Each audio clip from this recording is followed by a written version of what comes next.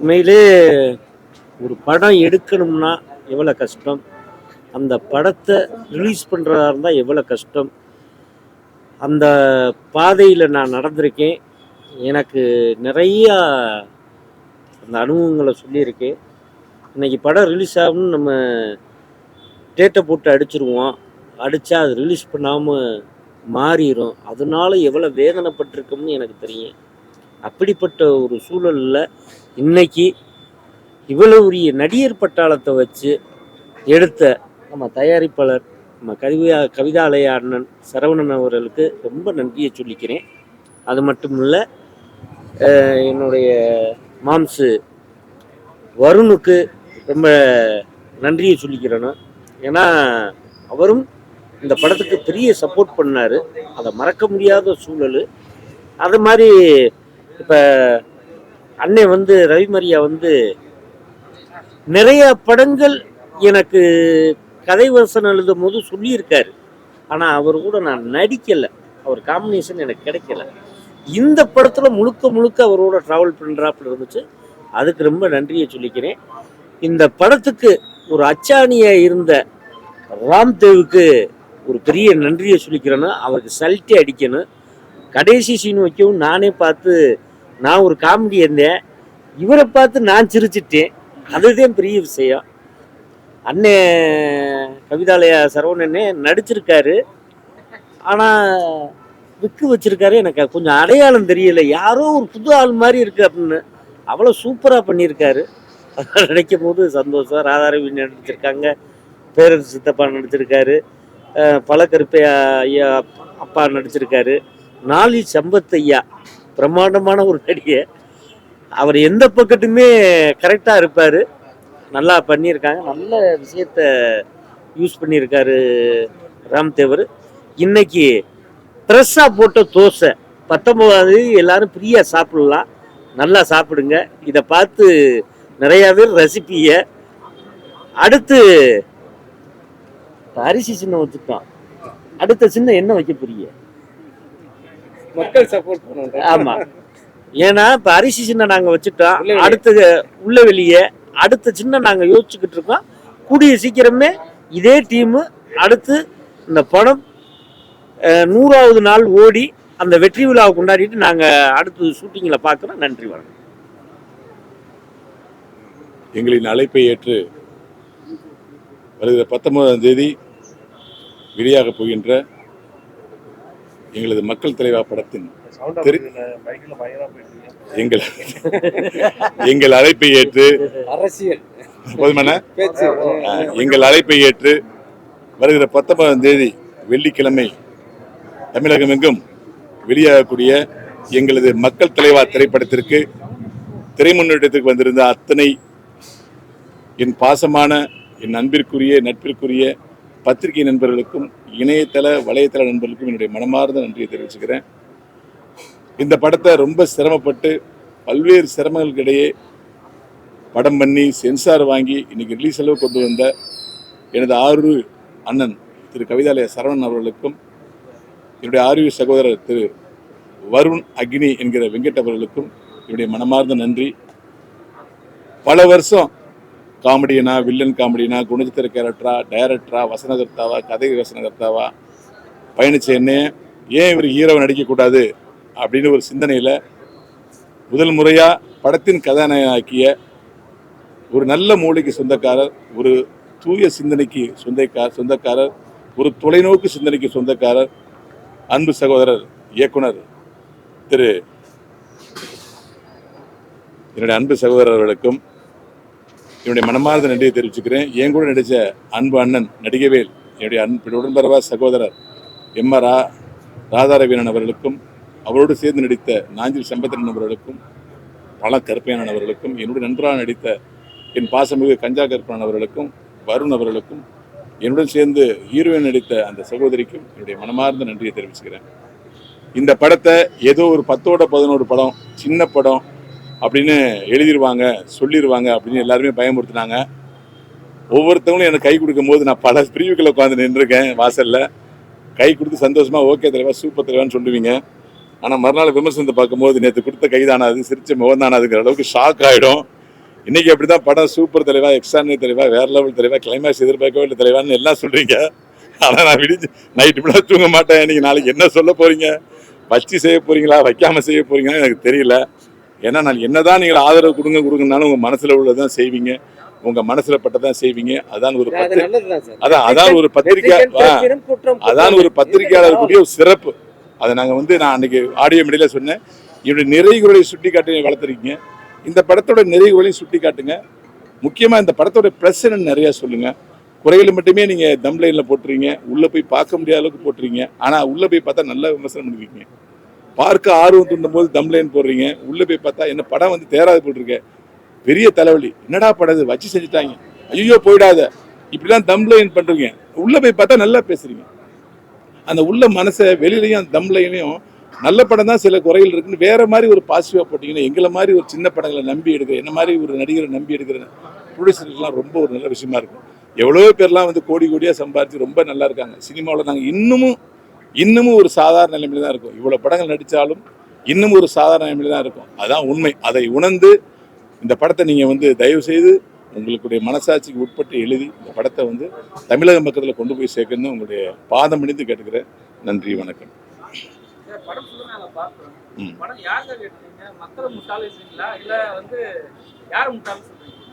நீங்க எப்படி இந்த விமர்சனத்தை எடுத்துதான் போறீங்க? இது மக்களை முட்டாள் நினைக்கிறாங்களா, யாரை முட்டாள் நினைக்கிறாங்கன்னு? அதனால நீங்க என்ன எழுதிருக்கீங்க தலைவா? இப்ப நான் சொன்ன தப்பாயிடும். இல்ல, ஒரு ஜனநாயகங்கிறது மக்கள் ஓட்டு போடுதான் ஜனநாயகம். ஆமா, மக்களை முட்டாளன்னு சொல்ற மாதிரியும் சமீபத்துல வந்த ஒரு முதலமைச்சர் மேல பெரிய அட்டாக் பண்ண மாதிரி இருக்குது. நீங்க நடிச்சிருக்கீங்க. சத்தியமா அந்த மாதிரி இல்ல. இந்த சமீபத்தில் இந்த படம் ஷூட்டிங் நடக்கப்பட்ட ஆண்டு உங்களுக்கு தெரியும். இந்த படம் ஆடியோ டப்பிங் ஆண்டு டப்பிங் தெரியல கேட்டுங்க. இந்த படம் எடுக்கும் போது தாவேகா நிக்கவே இல்லை எலெக்ஷனே அனௌன்ஸ் பண்ணல. உங்களுக்கு தெரியும் தாவேகா எத்தனை சீட்டுகளை பெறுன்னு கூட யாருக்கும் தெரியாது. இந்த படம் ஷூட்டிங் நடிக்கும் போது எலெக்ஷனே வரல. இது கிட்டத்தட்ட ஒரு 8 மாதத்துக்கு முன்னாடி ஷூட்டிங் முடிக்கப்பட்டு 4 மாதத்துக்கு முன்னாடி டப்பிங் முடிக்கப்பட்டு இப்போ ரிலீஸ் ஆகுது. அது மட்டும் தான் உண்மையை தவிர இந்த படத்தோட கிளைமாக்ஸுக்கும் இப்போ நீங்கள் கேட்குற இந்த தாவேகா ஆட்சியோட இதுக்கும் சம்மந்தமே இல்லைங்கிறது எங்கள் சென்சாரை பார்த்தா உங்களுக்கு தெரிஞ்சிருக்கும். சென்சார் டேட்டை பார்த்தா தெரிஞ்சிருக்கும். இதான் இதுக்கு இவரே பதில் சொல்லுவார். ஏன்னா டைரக்டர் இது ரெஸ்பான்ஸ். இல்ல நான் ஒரே நிமிஷம் நான் விளக்கம் இதுக்கு எல்லாத்துக்கும் எக்ஸ்பிளைன் பண்ணிடுறேன். இல்ல அவரு கேட்ட கேள்வி கேள்விக்கு நான் எக்ஸ்பிளைன் பண்ணிடுறேன். ஆக்சுவலா இந்த கதையை ஒரு அவுட்லைன் யோசிச்சேன். என்ன தெரியுங்களா, ஒரு நல்ல மனிதன் தேர்தலில் தோக்கடிக்கப்பட்டு அவரை தோக்கடிச்சு சாகடிச்சு எத்தனையோ பேர் நீங்களே சொல்லியிருப்பீங்க. விஜயகாந்த் சாரை சொல்லியிருப்பீங்க, காமராஜர் சார் சொல்லியிருப்பீங்க, பக்தாச்சலம் எவ்வளோ பேர் சொல்லியிருக்கீங்க, ஜீவா எத்தனையோ பேரை சொல்கிறீங்க, கக்கன் எல்லாத்தையும் சொன்னீங்க. அப்போ இதெல்லாம் எப்படி நடந்துச்சு? ஏன் அவங்க தோக்குறாங்க? மக்களை நான் முட்டாள்னு சொல்ல வரலை, ஏன் அவங்க தோக்குறாங்க? அதுக்கு காரணம் சொல்லுங்க. அதுக்கு ஒரு நீங்க சொல்லிட்டீங்கன்னா மக்கள் தான் சார் காரணம். அப்ப மக்கள் தான் முட்டாள் கிடையாது சார். நீங்க மாதிரி இல்ல ஓட்டு போடுறது எல்லாரும் மக்கள் தெளிவா தான் போடுறாங்க. சரிங்க, இவ்வளவு நல்ல சரி இவங்கெல்லாம் தோக்குறதுக்கு காரணம் சொல்லுங்க சார். அது மக்கள் தான் காரணம் சார். மக்கள் காரணம்னா அந்த மக்களை தான் இல்ல அந்த மக்களை உங்களுடைய குற்றமா சொல்லல. என்னன்னா ஒரே ஒரு கருத்து, நான் ஒண்ணு சொல்றேன். காமராஜர் தோத்தாருனாலும் மக்கள் தான் காரணம், உள்ளவங்க தோத்தாலும் மக்கள் தான் காரணம். மக்கள் தீர்ப்பு தான் மகேஷன் தீர்ப்பு. ஜனநாயக நாடு, அவங்களோட இஷ்டம். அதுக்காக நீங்க ஓட்டு போட்டவங்க எல்லாம் முட்டாள்னு சொல்லி கிளைமேக்ஸ் வச்சீங்களா? உங்க கருத்து, கருத்து. இந்த ஆட்சியில் உள்ள ஆளு அது கிளைமேக்ஸ்ல ஒரு கவர்னர் மாளிகையில நீங்க தான் நடிச்சிருக்கீங்கன்னு நினைக்காது. ஒரு மக்கள் தீர்ப்பை எப்படி சார் விமர்சனம் பண்ண முடியும்? இது எங்களுடைய கருத்து. படம் பார்த்து நீங்க நாளைக்கு வாங்க, தியேட்டர்ல வாங்க, உங்களுக்கு தெரியும் என்ன சொல்லுவாங்க. அது ரைட், மக்கள் என்ன சொல்றாங்களோ அதை நம்ம ஏத்துக்குறோம். ஏன்னா சினிமாங்கிறது மக்கள் கருத்து தான். ஆமா, அப்ப மக்கள் என்ன சொல்றாங்களோ அதை ஏத்துக்கிறோம், ஒன்னும் பிரச்சனை இல்லை.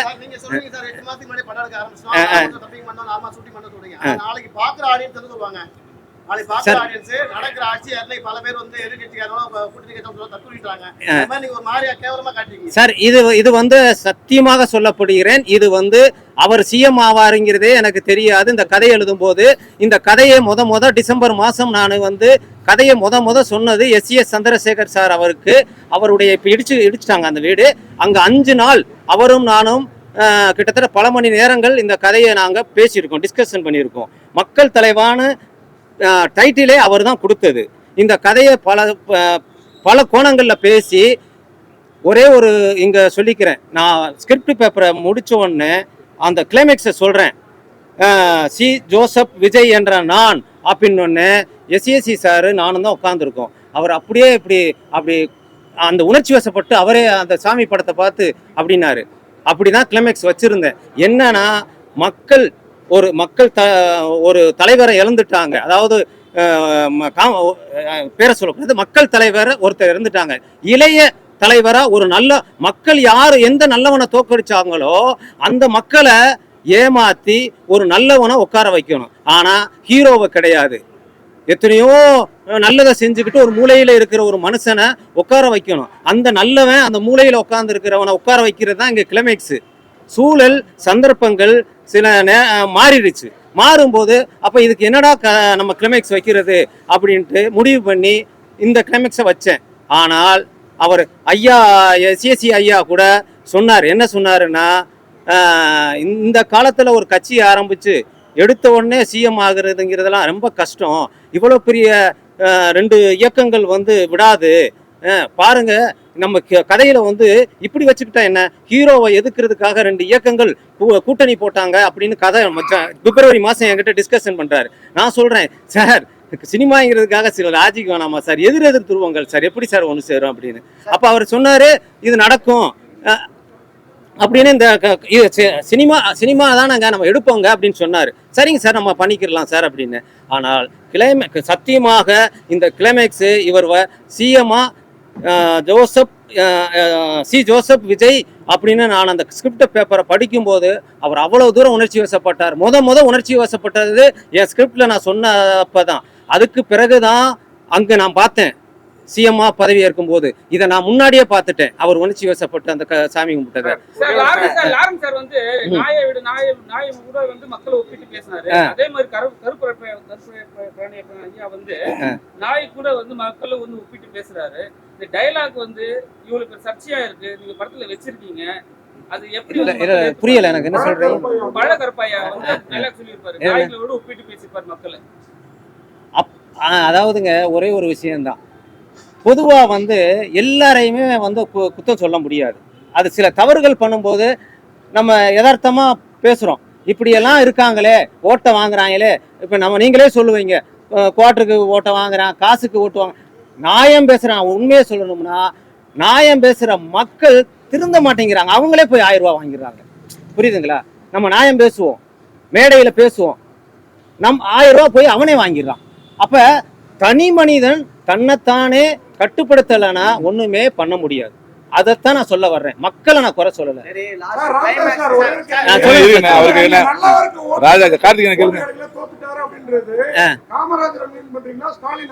இல்ல நான் பொதுவாக யாரையுமே மீன் பண்ணல, நல்லவங்க எல்லாம் தோத்துக்கிட்டு இருக்காங்க அப்படின்னு தான் நான் சொல்றேன். அப்படி கிடையாது. அதாவது நான் என்னுடைய கதையை நீங்க இந்த நிகழ்கால அரசியலை நீங்க மையப்படுத்தாதீங்க. நான் கக்கன் ஜீவா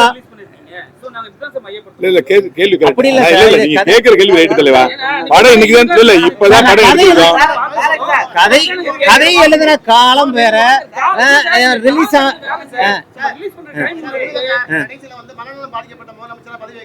சரி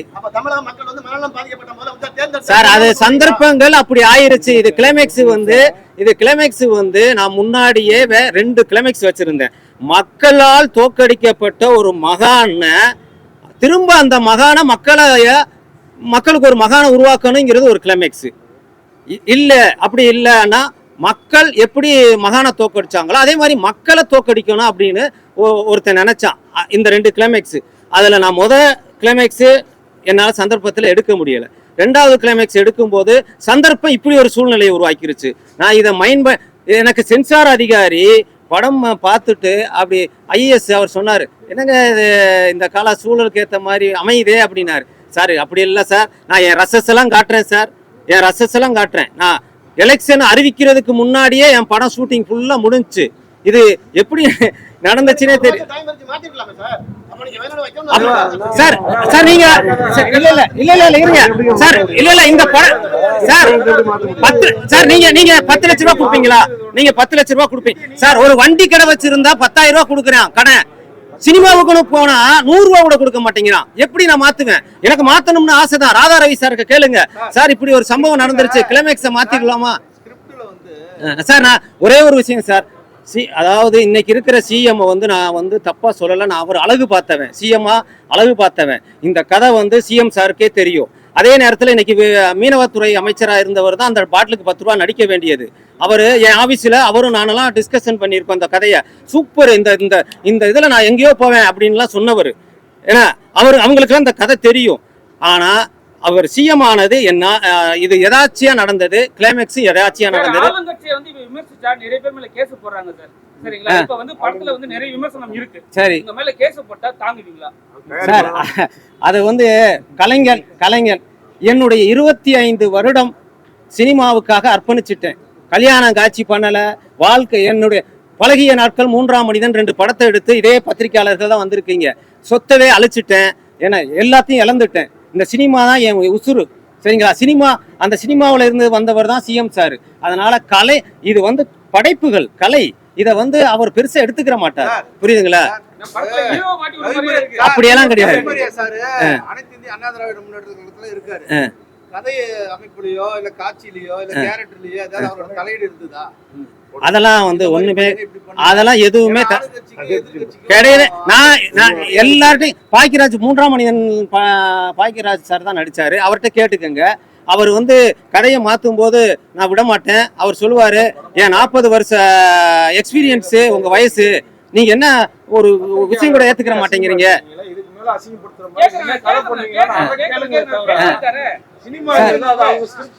நீங்க வந்து அதை எப்படி வேணாலும் ஒப்பிட்டு உங்களுக்கு விமர்சனம் பண்ணிக்கீங்க. ஏன் இப்படி பண்ண நீங்க இல்ல நான் ஒரே ஒண்ணு விஷயம் சார். இல்ல நான் பார்த்து வந்திருக்கேன். படம் வந்து தனிப்பட்ட முறையில எனக்கு பாதிச்சிருக்கு நான் கேக்குறேன். சரிங்களா? நீங்க ஆன்சர் பண்றீங்க. நீங்க எப்படி ஒரு இதுல வந்து பேசுவீங்க? என்னோட தனிப்பட்ட கருத்து நான் பேசும்போது நீங்க வந்து என்ன பேசுறீங்க? அத பத்தி அவர் என்னது அவர் படமா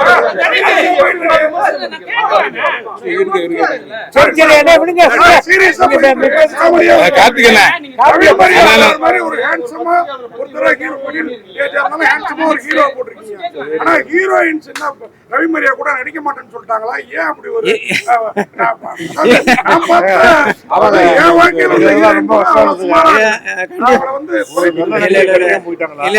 ப்ரொமோஷன் கூட வரல. ஏன் அப்படிப்பட்டவங்களை தேர்ந்தெடுத்து? இல்ல சார், வந்துச்சு ஆடியோ லான்ச்சுக்கு வந்துச்சு. அந்த ஆடியோ லான்ச்ல வந்தாங்க. என்னன்னா ஒரு சின்ன சென்டிமெண்ட் தான் சார். என்னன்னா 15 வருஷமா சினிமாவில் போராடிக்கிட்டு இருக்கேன் சார். அழகுன்னு யாருமே வாய்ப்பு கொடுக்கல சார். நடிப்பேன் சார், நல்லா நடிப்பேன் சார், நல்லா டான்ஸ் ஆடுவேன் சார், ஒரே ஒரு வாய்ப்பு கொடுங்க சார். செத்துலாம் போல இருக்கு, எனக்கு அவ்வளோ மன உளைச்சல்ல இருக்கேன், என் சொந்த பந்தமெல்லாம் கேவலமா பேசுது அப்படின்னு சென்டிமெண்டா சொன்னாங்க. ரெண்டாவது அவங்களுடைய கண்ணீர், இது இத்தனை ஒரு வாய்ப்பு கிடைக்காதானே எத்தனை கலைஞர்கள் அப்படியே மன உளைச்சல்ல இருக்காங்க. கார்த்திக் சார், ஆக்சுவலா வந்து நான் தான் அதை நோ சொல்லிக்கணும் ஹீரோவா. நான் ஏன் சொன்னேன்னா, இந்த படத்தோட கதை வந்து ஹீரோயினை வந்து மையப்படுத்தி இல்லை, நம்பர் 1. ரெண்டாவது, அந்த படத்தை நீங்கள் பார்த்துருப்பீங்க, ஒரு டூயட் ஒரு சீன் தான். அப்போ டைரக்டர் ரொம்ப கஷ்டப்பட்டு படம் எடுத்தார். இவங்க 2 பேரோட உதவியில படமே ரிலீஸ் ஆயிருக்கு. அப்போ அன்னைக்கு ஹீரோயினை தேடும் போது 5 லட்சம் 10 லட்சம் போது அவங்களால கொடுக்க முடியல சார். ஹீரோவா இது போதுங்கன்னு நான் தான் ஒத்துக்கிட்டேன். இதான் உண்மை. எனக்கு என்னன்னா, சிலுக்குவார்பட்டி சிலுக்கும் எங்களை கொஞ்ச நேரம் வந்தாலும் கவர்ந்துட்டாங்க. ஆனா என்ன ரீச் ஆயிருக்குமோ கொஞ்சம் அழகா போட்டுருந்தா அப்படின்னு உண்மையை கேள்வி நியாயமானது. அவரே ஃபீல் பண்ணாரு. But because of budget sir, ஓப்பனா சொல்ல போனா. அதாவது சிஎம் பதவியோட உங்களுக்கு பணம் தான் முக்கியமா? சிஎம் பதவி கிடைக்கல, நான் போராடிக்கிட்டு இருக்கேன், நீங்க சிஎம் பதவி வந்து விட்டுட்டு ஓடிடுறீங்க. நீங்க அண்ணன் ஒரு கேள்வி கேட்டாரு, ரவிமரியா ஏதாவது தலையிட்டாரான்னு கேட்டாரு அண்ணன். ஒரு அண்ணன், நான் தலையிட்டு அந்த கேள்வி நான் கேட்டிருப்பேன். நான் இந்த பிறகு எவ்வளவு படம் நடிச்சிருக்கேன். நான் ஒரு டைரக்டர் இருக்கிறதுனால டைரக்டரோட ஸ்கிரிப்ட் வந்து அப்படியே கன்சியூவ் பண்ணி செல்லாட்ல கன்வெர்ட் பண்ணணும்னு நினைப்பேன் எப்பயுமே. அதனால அவர் சொன்னதான் சார் செஞ்சேன். இதான் உண்மை. நீங்க படம் பார்த்துருப்பீங்க, கிளைமேக்ஸ் நான் இல்ல, வேற எந்த ஹீரோ அண்ணா கார்த்திக் அண்ணா வேற எந்த ஹீரோ நடிச்சிருந்தாலும் அந்த ஹீரோ கிளைமேக்ஸ்ல அவர் தான் கிளைமேக்ஸ் முடிப்பார். இல்ல முடிப்பார், இல்ல முடிப்பாருன்னா அப்போ ஒரு ரவிமரியா ஒரு ஹீரோவா வந்து நான் கிளைமேக்ஸ்ல வரணும்னு அடம்பிடிக்கவே இல்லை. உங்க கதை என்ன கேக்குது பண்ணீங்க, நான் கிளைமேக்ஸ்ல இருக்க மாட்டேன். பாத்தீங்களா, நான் எங்க இருக்கேனா? அப்ப எவ்வளவு தூரம் டைரக்ட் சொல்றீங்க நடந்துக்குன்னு பாத்துங்க. இவரு சார் இந்த கதையில எல்லா கட்சி ஆட்களும் இருக்காங்க, எல்லா கட்சி ஆட்களும் இருக்காங்க.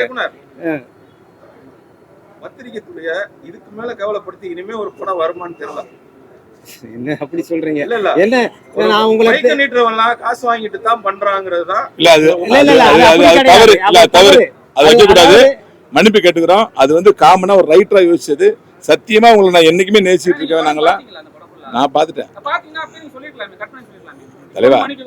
இங்க பாருங்க, நான் தான் சொன்னேன்ல, ஒரு டைரக்டரோட தலையிட மாட்டேன். உங்களை மன்னிப்பு கேட்கிறேன், அது என் உரிமை. இவரோட கிரியேஷன்ல போய் தலையிட முடியாது நடிகரா. உங்களுக்கு தெரியுமில்ல என்ன சொல்லுவாங்க, இவர் ஒரு டைரக்டர், இல்ல இவர் ஒரு டைரக்டர் அதனாலதான் தலையிடுறாருன்னு எனக்கு கெட்ட பேர் ஆயிட்டு நான் தலையிடுறதே இல்லை சார் எதுலையுமே. இப்ப நான் மன்னிப்பு கேட்கறது என்னுடைய சகோதரர்கள் நான் கேட்கிறேன் உங்கள்கிட்ட.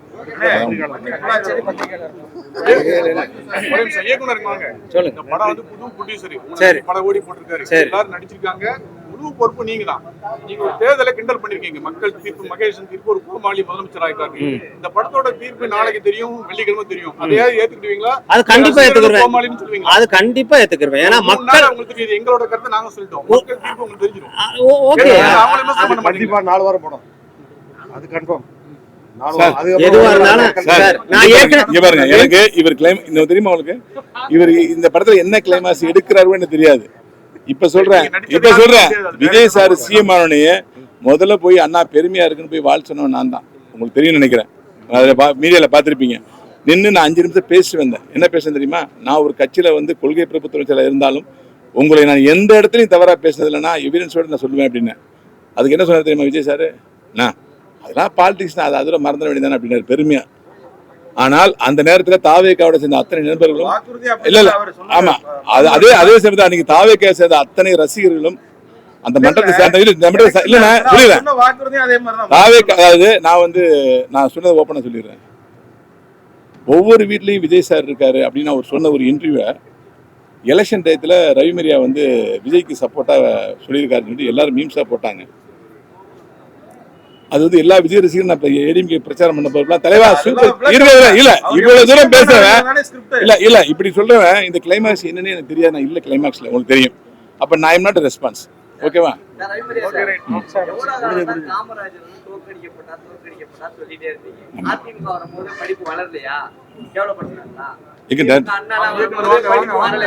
என் நடிப்பு இல்ல காமராஜ்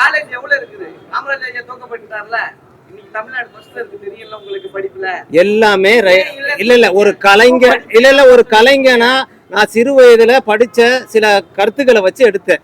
என்னன்னா ஒரு கதையா பார்ப்போம்ல, கக்கன் சாரு போய் பாய் கூட இல்லாம படுத்தாரு அப்படிங்கும் போது ஒரு சென்டிமெண்ட் மனசு பாதிச்சது. இந்த மாதிரி இந்த பாதிப்பு தான் இந்த படம், வேற ஒண்ணும் இல்ல. நல்ல விஜயகாந்த் சார் இறந்தப்ப ஒரு மனசு பாதிச்சது. ஏன்னா இவங்க எல்லாம் இப்ப எப்படி இப்படி அந்த பாதிப்பு தான் இந்த படம், வேற ஒண்ணும் இல்ல. அதே மாதிரி ஒரே ஒரு விஷயம்தான், இது இந்த ஆளுங்கட்சியை நாங்க இது பண்ணி எடுக்கல, இது அப்படி கிடையாது.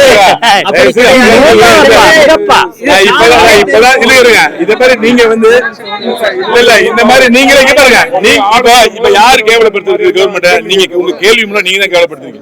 நாங்க விஜய் சாரை மதிக்கிறோம், வாழ் சொல்லியிருக்கோம். அவர்கிட்ட நான் 10 நிமிஷம் பேசி வந்திருக்கேன். அவருடைய மரியாதை அவர் நான் வச்ச அன்பை சொல்லிட்டு இருக்கேன்.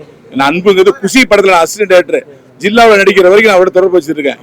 எனக்கு அவருக்கு நட்பு பெருசு. என்னை முதல் டைரக்டர் ஆகணும் துடிச்சார் அவர். ஜெராக்ஸ்னு ஒரு கதை எழுதி இந்த ஃபர்ஸ்ட் டெவலப் பண்ணா இதான் பண்ணுவோன்னு என்னை காரில் வச்சு சுத்தனவர் அவர். அந்த அன்பு எனக்கு இன்னும் குறையல. ஆனா நீங்க தான் தப்பா கேள்வி கேட்கறதா நினைக்கிறேன். திருப்பி அதை கேட்கும் போது நான் அப்படி பண்ணவே இல்லையே. சரி கேட்டீங்களே,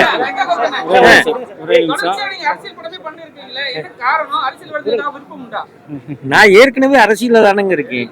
ஏடிஎம்கே நட்சத்திர பேச்சாளர். ஏன் மாறப்போறே சார்? இதுல நான் ப்ரொடியூசரு. என்னை பொறுத்தளவு நான் எந்த அரசியல் கட்சியிலையும் இல்லை. இன்னைக்கு விஜய் சாரோட தலைமையில் இருக்க நான் போய் 15 மினிஸ்டரா ஜெயிச்சோன்னே நான் தான் போய் சால்வ் போட்டுட்டு வந்தேன். ஏன்னா எனக்கு அரசியல் தெரியாது, அதெல்லாம் இல்லை. இதில் ஒரு சில காமெடிகளாக இருந்தது. நானும் ஒரு சிலது டைரக்டர்கிட்ட பேசி அதில் நிறைய குறைச்சிட்டோம். இந்த படம் முழுக்க அரசியலுக்கு முன்னாடி எடுக்கப்பட்ட படம். மக்கள்ல ஒருத்தனை எலெக்ஷனுக்கு முன்னாடி. எலெக்ஷனுக்கு முன்னாடி எடுக்கப்பட்ட படம், நீங்க அந்த டேட் எல்லாம் பார்த்துக்கங்க. அதாவது இந்த படம் எலெக்ஷனுக்கு முன்னாடியே நம்ம ரிலீஸ் பண்ணணுன்றதுக்கோசரம் நான் டைரக்டர்கிட்ட நிறைய தடவை பேசினேன். டைரக்டரோட அந்த ஸ்லோனால முடியலை. ஆனால் இந்த எலெக்ஷனுக்கு முன்னாடியே ஒரு 10-20 நாள் முன்னாடி படம் முடிஞ்சு போச்சு. அதனால் தலைவர் விஜய் அவர்களையும் சரி, யாரையுமே சரி, இந்த படத்தை பொறுத்தளவு தலைவர் விஜய் அவர்களை யாரும் எதுவும் பண்ணலை, எதுவும் செய்யலை. எல்லாரும் இந்த படத்தை ரசிக்கணுன்றதை எடுத்திருக்கேன் மனுஷி. தமிழ்நாட்டு மக்களையோ இல்லை எந்த அரசியல்வாதியான இருந்தாலும் சரி அவங்களை கொச்சப்படுத்துவதற்கான படம் இது கிடையாது.